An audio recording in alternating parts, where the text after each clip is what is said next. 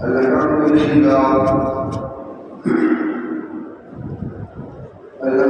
لله رب العالمين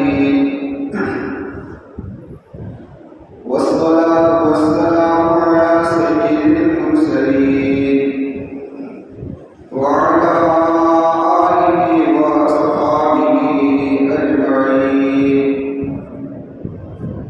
أما بعد فقد قال الله تبارك وتعالى في الكلام المجيد والفرقان الحميد: أعوذ بالله من الشيطان الرجيم. بسم الله الرحمن الرحيم.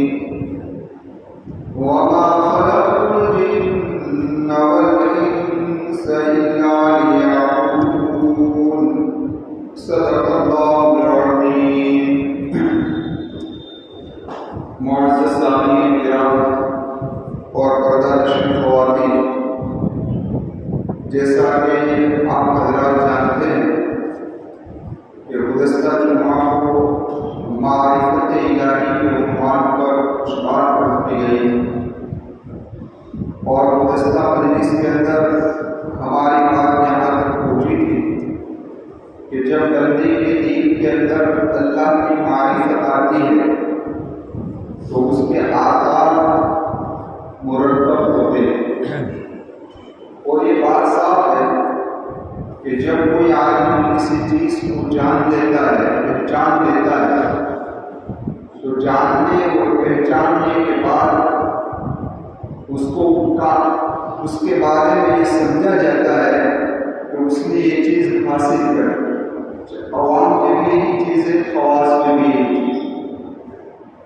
تو جب کسی دین کے اندر اللہ کی پہچان آ جاتی تو اس کا پہلا اثر کہو یا اثرات میں شمار کرو کہ اس کے اندر اللہ کی محبت پیدا ہو جائے، اور جس دین کے اندر اللہ کی محبت آ جاتی ہے تو اس دین کو اللہ کی عبادت کرنا آسان ہو جائے، کیونکہ محبت ایک دینی عبادت ہے، قلبی عبادت. تو جب یہ چیز آ گئی تو عبادتوں کا کرنا کیا ہو جاتا ہے بھائی؟ آسان ہو جاتا ہے. اور اسی کی میں نے آپ کے سامنے گزشتہ مجلس کے اندر مثال بھی پیش کی. تو ایک چیز تو یہ ہو جاتی ہے. دوسری چیز کیا پیدا ہوتی ہے؟ تو فرمایا کہ جس دین کے اندر اللہ کی معرفت آ جاتی ہے تو اس دین کے اندر اللہ کی خشیت پیدا ہو جاتی ہے، اللہ کا ڈر پیدا ہو جاتا ہے. اب ذرا دیکھیں کہ اللہ سے ڈرنا دو وجہ سے ہوتا ہے. اس میں ایک سیکنڈ کلاس کا ڈرنا ہے اور ایک فرسٹ کلاس والا ڈرنا ہے. اللہ کے نزدیک دونوں پر اجر ملتا ہے. سیکنڈ کلاس والا ڈر یہ ہے کہ اگر کسی آدمی نے گناہ کیا تو گناہ کے بعد اس کو اللہ کا ڈر لگا کہ اس گناہ پر اللہ مجھے سزا دے، مجھے عذاب دے، تو یہ بھی ایک اللہ کا ڈرنا ہے. لیکن یہ سیکنڈ کلاس والا ڈر ہے، یہ بھی معتبر ہے. اور فرسٹ کلاس والا ڈر یہ ہے کہ بندے کے دل کے اندر اللہ کا ڈر اس قدر ہو کہ اس کی جلالت و عظمت کے بنا پر وہ اللہ سے ڈر رہا. اور یہ ڈر جب بندے کے دل کے اندر پیدا ہوتا ہے تو سمجھا یہ جاتا ہے کہ اسے اللہ کی معرفت حاصل ہے. اور یہی ڈر انبیاء میں بھی تھا، صدیقین میں بھی تھا، اولیاء میں. لیکن ہماری ایمانی سطح اس قدر کمزور ہے کہ ہمیں فرسٹ سیکنڈ کلاس والا ڈر بھی حاصل ہے. بڑی جرأت سے ہم اپنی زندگیوں کو گناہوں میں لگے جا رہے ہیں، لیکن اس کے باوجود بھی ہمارے دلوں کے اندر کوئی ڈر پیدا ہوتا ہے. تو جس دل کے اندر اللہ کی معرفت آئے گی تو اس کے اندر کیا ہے کہ اللہ کا ڈر پیدا ہو. اب ذرا آپ دیکھیے علامہ رومی رحمۃ اللہ علیہ مثال دے کر سمجھائے کہ ایک آدمی جنگل کے اندر جا رہا ہے، اب یہ جنگل کے اندر چلتا چلتا تھک گیا، اور آپ جانتے ہیں کہ جب آدمی کو حد سے زیادہ تھکن لگتی ہے تو فوراً نیند آ جاتی ہے، لیکن جنگل ہے، کوئی ایسی چیز نظر نہیں آ رہی تھی اسے کہ وہاں وہ آرام کرے۔ اب دور سے اس نے دیکھا کہ ایک جانور وہاں پر سویا ہوا، تو اس نے مناسب یہی سمجھا کہ اسی جانور کے قریب کے اندر میں سو جاؤں تاکہ مجھے ایسا لگے کہ میرے قریب کے اندر کوئی ہے۔ اب جیسا وہ جانور کے قریب میں پہنچا تو پہنچنے کے بعد جیسا دیکھا تو تھکا ہوا تھا تو فوراً اسے نیند آ گئی، فوراً سو گیا۔ اب ایک کافر وہاں سے گزر رہا، اس نے یہ تعجب خیز منظر دیکھا کہ ایک آدمی جانور کے بالکل قریب سو رہا ہے، تو اس نے اشارہ کر اس آدمی کو اٹھایا۔ وہ سمجھ گئے کہ یہ شیر ہے، اگر اٹھے گا تو اس کی جان بچنے والی ہے نہیں، تو اشارہ کر اس کو اٹھا کر کھڑا کر دیا اور پھر کہا جانتا ہے وہ کس کے قریب سویا تھا؟ کہ نہیں، تو یہ شیر ہے، کیا ہے بھائی؟ شیر ہے۔ تو جب تک وہ پہچان کر نہیں تھا وہاں تک اس کو ڈر نہیں، لیکن جیسا پہچانا کہ یہ شیر ہے، اللہ معلومی رحمت اللہ علیہ لکھتے ہیں کہ اسی وقت وہ مر گیا۔ یہ ڈر کی وجہ سے کیا ہو گیا بھائی؟ مر گیا۔ بس یہی حال ہے کہ نبی کریم صلی اللہ علیہ وسلم کے متعلق آتا ہے کہ آپ جب نماز کے اندر کھڑے ہوتے تو آپ کے سینے سے ایسی آواز نکلتی تھی جیسے کہ ہڈی پکڑے، یہی خشیت، یہی خوف۔ اور آپ نے اولیاء کرام کے بھی واقعات سنے ہوں گے کہ اولیاء میں سے بہت سارے اولیاء ایسے ہیں کہ جو کبھی قرآن کریم کی تلاوت کرتے کرتے اللہ کی خشیت اس قدر طاغی ہو گئی کہ اس دنیا سے گزر گئے۔ یہ اللہ کی عظمت کا ڈر ہے، اللہ کی جلالت کا ڈر ہے، اور جب یہ ڈر پیدا ہوتا ہے تو مانا جاتا ہے کہ اسے اللہ نے اللہ کو پہچانا، اللہ کو حقیقی معنی میں کیا کر لیا ہے بھائی؟ پہچان لیا۔ اب ذرا دیکھیں، ایک ہے محبت اور ایک ہے خوف، یہ دونوں چیز، اور یہ دونوں چیز کا حاصل ہو جانا سمجھ میں آتا ہے کہ معرفت حاصل ہو گئی۔ اس کو ایک مثال کے ذریعے سے سمجھیں۔ آج کل جتنی گاڑیاں ہیں، آج کل جتنی گاڑیاں ہیں، ان گاڑیوں کے اندر دو طاقتیں کام کر رہی ہیں۔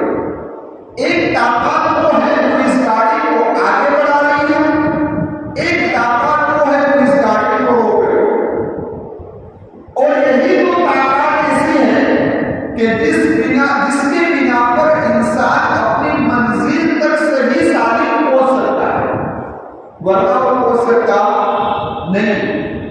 آپ ذرا دیکھیں، گاڑی کو آگے بڑھانے والی طاقت اگر گاڑی کے اندر نہیں ہے تو آدمی کی گاڑی کبھی آگے بڑھنے والی نہیں، جس کو ہماری زبان کے اندر کہا جاتا ہے لیور، سمجھ آئے؟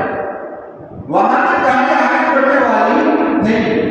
علماء نے لکھا ہے بس اسی طریقے سے جس آدمی کو اپنے ایمانی سفر کی منزل کو طے کرنا ہے یا اپنے روحانی سفر کی منزل تک پہنچنا ہے تو اس کے اندر بھی یہ دو طاقتیں کا ہونا ضروری ہے، طاقتوں کا ہونا ضروری ہے۔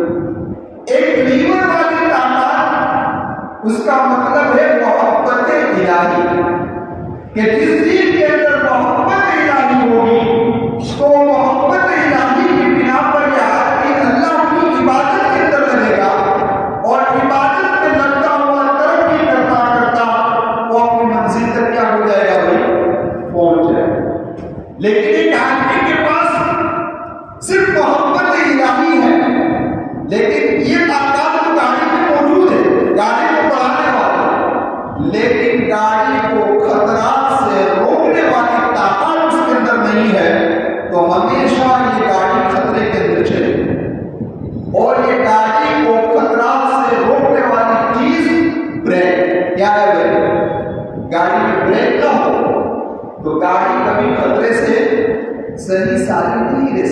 کبھی بھی خطرہ پیش آ سکتا ہے۔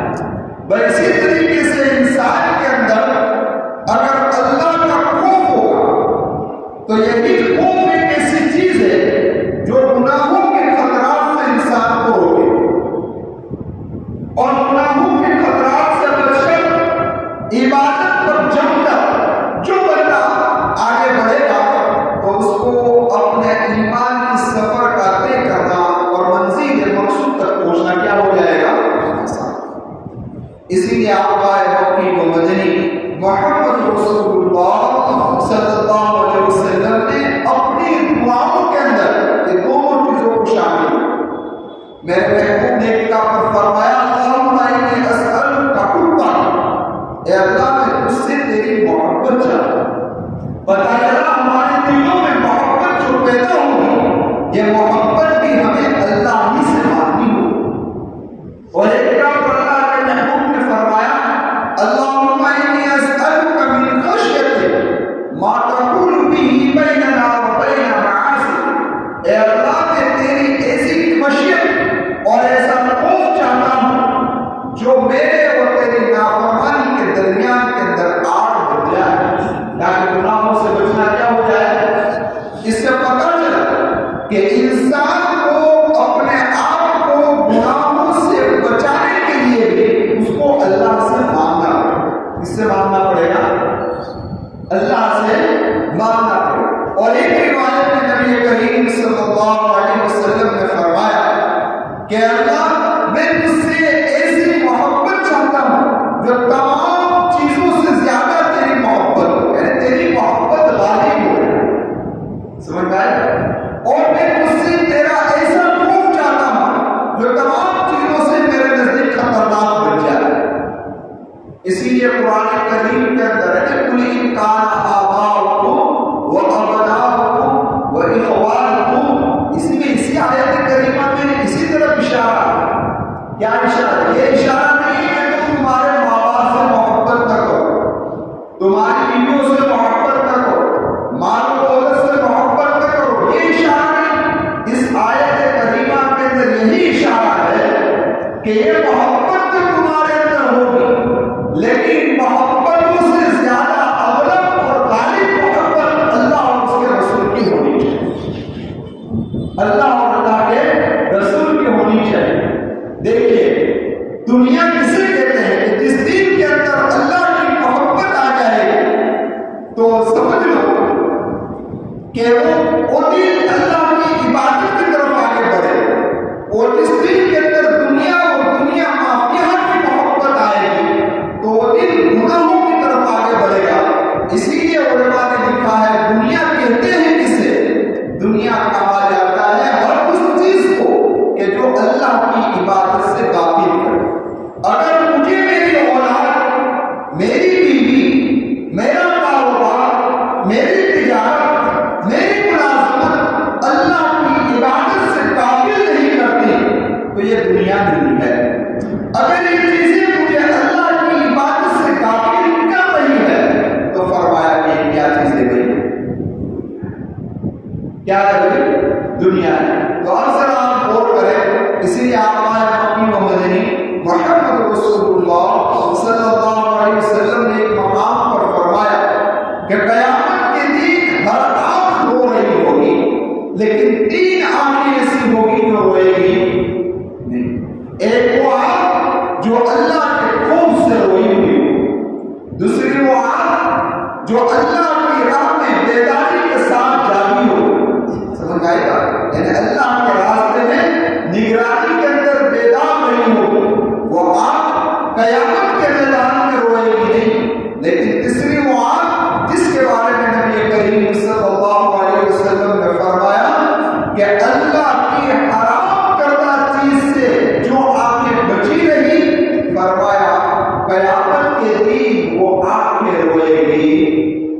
اور آج کا بڑا مسئلہ یہ عوام و خواص، آج سب سے بڑا گناہ اگر کوئی ہے تو وہ بد نظری کا بد نظری کا مطلب صرف یہی نہیں ہے میرے نوجوان جو ہم نے سمجھا ہے کہ راستے کے اندر کسی غیر محرم کو دیکھ لینا یہی بد نظری ہے۔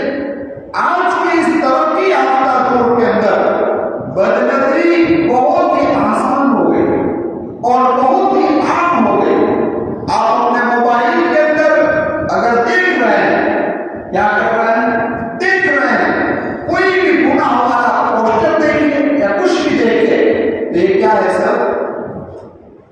تو فرمایا کہ یہ ساری چیزیں اللہ کی حرام کردہ، اگر کوئی بندہ خلوت کے اندر، جلوت کے اندر ان حرام کردہ چیزوں سے بچے گا اور اپنی نگاہوں کو بچائے گا، فرمایا قیامت کے دن وہ آنکھیں روئے گی، ورنہ دنیا سارے آنکھیں کیا ہوگی بھائی؟ روئے گی۔ اللہ تبارک و تعالیٰ ہم تمام کا شمار اسی کے اندر فرمائے، اور اللہ کے حرام کردہ چیزوں کو دیکھنے سے اللہ میری بھی حفاظت فرمائے، ہم تمام کی حفاظت فرمائے۔ خیر تو میں کر رہا تھا یہ دو چیزیں۔ تیسری چیز جو لکھا ہے علماء نے کہ جس دین کے اندر اللہ کی معرفت پیدا ہو جائے گی اسے رضا بالقضاء کی دولت نصیب ہو جائے گی۔ رضا بالقضاء کیا کہتے ہیں؟ اسے کہتے ہیں رضا بالقضاء کہا جاتا ہے کہ وہ بندہ اللہ کے ہر فیصلے پر راضی رہتا ہے، جو بھی ہوا، بیماری آئی وہ بھی خوش، صحت ملی تب بھی خوش، حالات آئے تب بھی خوش، جو کچھ بھی ہوا، تکلیف مصیبت، ہر حال میں اس کا دین اللہ سے مطمئن رہے، تو سمجھ لو کہ اس سے رضا بالقضاء کی دولت نصیب۔ اس لیے آقا مکی و مدنی محمد رسول اللہ صلی اللہ علیہ وسلم نے اس کی دعا، میرے محبوب نے دعا مانگی، اللہم انی اسألک الرضا بالقضاء، اے اللہ رضا بالقضاء کی دولت سے مجھے مالا مال فرما دے۔ تو پتہ ہے چلا تو یہ کوئی ایک ایسی چیز ہے کہ جس پر ایمان ڈیپینڈ کرتا ہے۔ کہنے کا مقصد یہ ہے کہ اگر کوئی آدمی اللہ کے فیصلے پر راضی نہیں رہتا اس کے تو ایمان کا بھی خطرہ ہے۔ اس کا خطرہ ہے بھائی، ایمان کا بھی خطرہ ہے۔ اس لیے ہمیں ہر حال میں اللہ کے فیصلے پر راضی رہنا چاہیے، کیونکہ اللہ کون ہے؟ ہمارا رب ہے، رب مربی ہے، اور مربی کبھی بھی اپنے جس کی تربیت کرتا ہے اس کے بارے میں برا نہیں کہتا، سمجھ میں آئے گا؟ اور اللہ ہمارا حقیقی تربیت کرنے والا ہے، اور اللہ حقیقی مثال کے طور پر آپ سمجھیے کہ ایک ڈاکٹر ہے، اور یہ ڈاکٹر کسی مریض کو یہ کہتے ہیں کہ بھائی ابھی 15 گھنٹے تک نہ اس کو پانی پلانا ہے نہ اس کو کھلانا ہے، تو آپ اس ڈاکٹر کو مریض کا دشمن سمجھیں گے یا خیر خواہ سمجھیں گے؟ خیر خواہ سمجھیں گے، آپ اس کو رحیم سمجھیں گے، آپ اس کو مہربان سمجھیں گے، کیونکہ مریض کی خیر خواہی کے لیے کر رہا ہے، اور کوئی ڈاکٹر سے نفرت نہیں کرے گا۔ تو بھائی یہ ڈاکٹر جو یہ فیصلہ کر رہا ہے اپنے علم طب، یعنی اس کے پاس جو علم ہے اس علم کو سامنے رکھ کر فیصلہ کر رہا ہے، بس اسی طریقے سے اللہ کا علم تو لامحدود ہے۔ وہ جب کسی چیز کے بارے میں کوئی حکم دیتا ہے یا کسی آدمی کے بارے میں کوئی فیصلہ کرتا ہے تو اس کا یہ فیصلہ حکمت سے خالی ہوا کرتا ہو سکتا ہے۔ دنیا میں اللہ تبارک و تعالیٰ کسی کو بیماری کے ذریعے سے تربیت کر دے، کسی کو نعمتیں دے کر تربیت کر دے، کسی کو حالات اور مصیبت میں گھیر کر تربیت کر دے، تو یہ سب اللہ کے فیصلے کیا ہے، اس پر ہمیں کیا ہونا چاہیے؟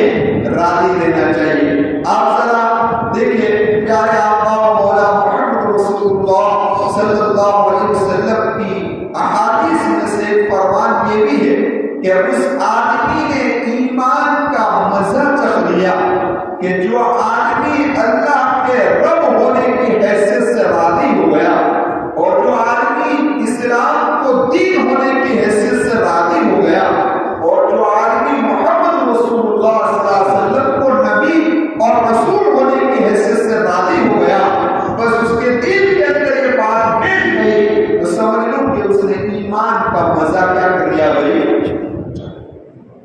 ایمان کا مزہ چکھ لیا۔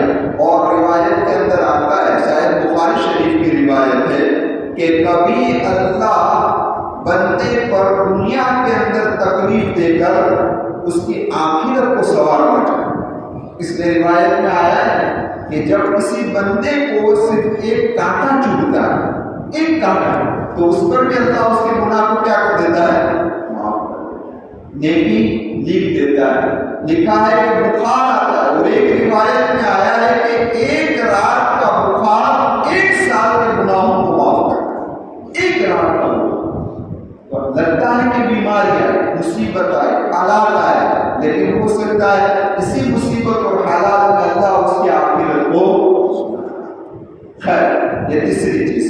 چوتھی چیز تو علماء نے لکھی ہے کہ جب جس دل کے اندر معرفت پیدا ہوتی ہے تو اس دل کے اندر عاجزی آئے، انکساری آئے، عبودیت آئے۔ عاجزی اور انکساری کے بارے میں آپ کو مختصر طور پر بات عرض کروں کہ نبی کریم صلی اللہ علیہ وسلم کے سامنے ایک آدمی کو لایا گیا، تو آپ کا تو روح تھا، اللہ کے محبوب کا روح تھا۔ اس روح کے بنا پر اس آدمی کے اندر کپکپی تعلیم ہوئی۔ اللہ کے محبوب نے دیکھا کہ کپکپا رہا ہے، تو میرے محبوب کے عاجزانہ الفاظ لکھے، انکسارانہ الفاظ لکھے۔ اللہ کے محبوب نے کیا فرمایا؟ میرے محبوب نے فرمایا میں قریش کی ایک عورت کا لڑکا ہوں، میں قریش کی ایک عورت کا لڑکا ہوں جو صبح ہوا گوشت کھایا ہے۔ اور ایک روایت میں بادشاہ نہیں ہوں، میں ایک عورت کا لڑکا ہوں جو سکھا ہوا گوشت کھایا کرتی تھی۔ یہ اللہ کے محبوب صلی اللہ علیہ وسلم کی عاجزی، انکساری۔ پتہ یہ چلا کہ اپنے آپ کو بڑا سمجھنا۔ اسی لیے علماء نے لکھا ہے کہ 3 الفاظ بڑے خطرناک ہیں، 3 الفاظ بڑے خطرناک ہیں۔ پہلا لفظ ہے منی۔ پہلا لفظ کون سا ہے؟ منی۔ یہ منی ہے، یہ اردو کا منی ہے، جس کو گجراتی کے اندر ویری کہتے ہیں کہ سارے فتنے جو ہے، زنا ہے، عیاشی ہے، جو کچھ بھی ہے، فحاشی ہے، یہ سب اسی سے وجود کے اندر آتے ہیں۔ اسی لیے تو آقا مکی و مدنی محمد رسول اللہ صلی اللہ علیہ وسلم نے فرمایا جو آدمی مجھے 2 چیزوں کی ضمانت دے دے میں جنت کی ضمانت دیتا ہوں، ایک 2 جھگڑوں کے درمیان میں زبان کی، اور دوسرا دورانوں کے درمیان میں شرمگاہ کی۔ ان دونوں کی ضمانت اگر کوئی دے دے تو میں جنت کی ضمانت۔ تو ایک خطرناک چیز ہے منی، کہ جس کے ذریعے سے سارے اپنے وجود کے اندر آتے ہیں۔ دوسرا لفظ بھی منی ہے، لیکن یہ انگریزی کا منی ہے۔ پہلا لفظ کون سا منی تھا؟ اردو کا منی۔ یہ انگریزی والا منی۔ انگریزی میں منی کا مطلب کیا ہوتا ہے بھائی؟ مال سب سے بڑا فتنہ، سب سے بڑا فتنہ، جہاں اس کے فائدے وہاں اس کے نقصان۔ اسی لیے میرے آقا و مولا محمد رسول اللہ صلی اللہ علیہ وسلم کا ایک فرمان ہے کہ ہر امت کے لیے ایک فتنہ ہے، اور میری امت کا فتنہ کیا ہے؟ اسی مال کی بنا پر ڈکیتی ہوتی، چوریاں ہوتی، وعدہ خلافیاں ہوتی، اسی مال کے بنا پر سب کچھ ہو رہا ہے، آپ لوگ جانتے ہیں۔ دوسرا لفظ کون سا ہے؟ یہ بھی منی، لیکن وہ انگریزی والا منی۔ اور تیسرا لفظ بھی منی، لیکن یہ فارسی والا۔ ایک اردو والا منی، ایک انگریزی والا منی، اور ایک فارسی والا منی۔ فارسی میں منی کسے کہتے ہیں؟ فارسی میں منی کہا جاتا ہے انانی، تکبر۔ تکبر کسے کہتے ہیں؟ اپنے آپ کو بڑا سمجھنا، دوسرے کو خود آدمی اپنے آپ کو بڑا سمجھ رہا ہے لیکن دوسرے کو حقیر نہیں سمجھ رہا، تو یہ خوش ہے۔ اپنے آپ کو آدمی بڑا سمجھے اور دوسرے کو حقیر سمجھے تو یہ تکبر ہے۔ اور تکبر اتنی گھناؤنی چیز ہے کہ وہ انسان کو کفر تک پہنچاتا۔ شیطان کو کفر تک کس نے پہنچایا؟ اسی تکبر نے تو پہنچایا۔ اسی لیے تکبر سے اپنے آپ کو بچانا چاہیے، اپنی ذات کے اندر عاجزی اور انکساری لانی چاہیے۔ اور یہ نبی کریم صلی اللہ علیہ وسلم کے اوصاف میں سے اللہ میرے اندر بھی عاجزی عطا فرمائے، آپ تمام کو اس دولت سے مالا مال فرمائے۔ آخری بات اور یہ ہے، جس دل کے اندر اللہ کی معرفت حاصل ہوتی ہے اسے توکل کی دولت حاصل ہوتی ہے کہ وہ ہر فیصلے پر اللہ کو کیا کرتا ہے؟ کہ میرا اللہ میرے ساتھ، میرا اللہ میرے ساتھ ہے۔ تو فرمایا جس دن کے اندر معرفت آئے گی اس کے اندر یہ اثرات آئے، یہ آثار ظاہر ہوں گے، اور ان آثار کا ظاہر ہونا اس بات کی علامت ہوگی کہ اس نے حقیقی معنی میں اللہ اللہ کو جان لیا ہے، اللہ کو پہچان لیا ہے۔ ورنہ جس طریقے سے میں نے گزشتہ جمعہ کو مثال دی تھی کہ باپ کے سامنے بیٹا گالیاں دے رہا ہے، کہا جا رہا ہے کہ تیرا باپ ہے، تو بیٹا یہ کہہ رہا ہے کہ مجھ سے زیادہ جانتا، تو ہم بھی اللہ کو تو جانتے ہیں کہ اللہ ہے، لیکن اللہ کو جیسا جاننا چاہیے تھا ایسا ہم نے جانا نہیں ہے۔ اگر حقیقی معنی کو جاننا مجھے اور آپ کو نصیب ہو جائے گا تو انشاءاللہ یہ سارے اثرات ہمارے جسموں کے اندر ظاہر ہوں گے۔ اللہ اس دولت سے مجھے بھی مالا مال فرمائے، ہم تمام کو مالا مال فرمائے۔ آمین۔ وآخر دعوانا ان الحمد للہ رب العالمین۔